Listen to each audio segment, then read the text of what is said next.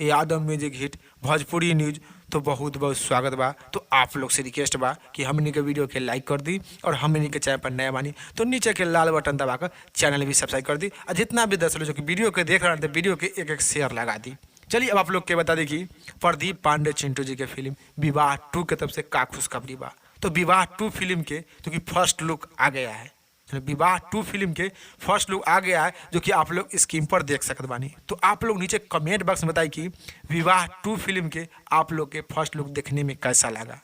आप लोग नीचे कमेंट बॉक्स में बताइए कि विवाह 2 फिल्म के फर्स्ट लुक देखने में कैसा लगा। क्या कि विवाह 2 फिल्म के बहुत ही जल्द जो कि ऑफिशियल ट्रेलर रिलीज कर दिया जाएगा इंटरटेनमेंट रंगीला यूट्यूब चैनल पर। तो आप लोग हमनी के चैनल के साथ बन लाए जानते जो कि ऑफिशियल ट्रेलर रिलीज किया जाएगा विवाह 2 के। तो आप लोग के बीच में रिपोर्ट लेकर हाजिर हम। तो आप लोग को एक छोटा सा जानकारी बतावे के रहे कि विवाह 2 फिल्म के फर्स्ट लुक आ गया है जो कि आप लोग स्क्रीन पर देख ले बानी। तो अगर देख ले बानी तो आप लोग नीचे कमेंट बॉक्स में बताइए कि आप लोग के विवाह 2 फिल्म के फर्स्ट लुक देखने में कैसा लगा और इस जानकारी के भी बारे में का राय बा का विचार बा नहीं जरूर कमेंट बॉक्स में बता दें। फिलहाल में इतने, फिर से मिलेंगे अगले वीडियो में। जय हिंद, जय भोजपुरी।